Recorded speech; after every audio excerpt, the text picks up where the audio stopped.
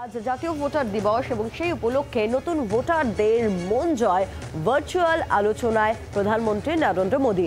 BJP যুব সমাজের উদ্যোগে এই অনুষ্ঠানের আয়োজন করা হয়েছে। এই পুরো বিষয় নিয়ে কথা বলবো।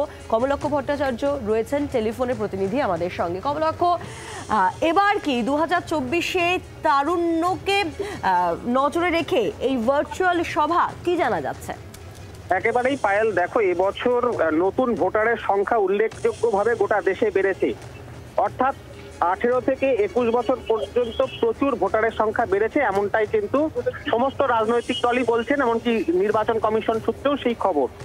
এবং বিজেপির তরফ থেকে গোটা দেশ জুড়ে যে কর্মসূচি নেওয়া হয়েছে, এর আগে মিসড কল কর্মসূচি হয়েছিল। অর্থাৎ নতুন ভোটার যারা, তারা একটি মিসড কল দিলেই বিজেপির সক্রিয় সদস্যদের সঙ্গে তারা যোগাযোগ করতে পারবেন বা বিজেপির প্রধানমন্ত্রীর যে কর্মসূচিগুলি আছে সেই সম্পর্কে তারা জানতে পারবেন। এমন একটা কর্মসূচি কিন্তু বিজেপির তরফ থেকে নেওয়া হয়েছিল।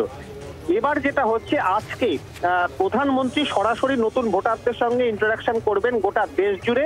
এই কর্মসূচির নাম দেওয়া হয়েছে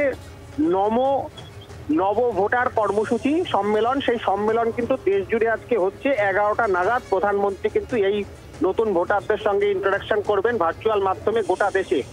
এই রাজ্যে দায়িত্ব দেওয়া হয়েছে বঙ্গ বিজেপির যুব মোর্চাকে। যুব মোর্চা এই রাজ্যের 463টি জায়গায় ঠিক এই ধরনের সম্মেলনের আয়োজন করেছে, যেখানে যুব মোর্চার কর্মীরা তারা এই নতুন ভোটারদের নিয়ে থাকবেন। বিভিন্ন জায়গায় শিবির হবে, সেই জায়গা থেকে সরাসরি তারা প্রধানমন্ত্রীর বক্তব্য শুনতে পারবেন এবং প্রধানমন্ত্রী এই যুব সমাজ বা নতুন ভোটারদের উদ্দেশ্যে কি বার্তা দেন সেই বিষয়ে কিন্তু তারা সরাসরি সেই বক্তব্য শুনতে পারবে। সুতরাং বুঝতেই পারছো, দেশ জুড়ে নতুন একটি কর্মসূচি এই নতুন ভোটারদের সামনে রেখে।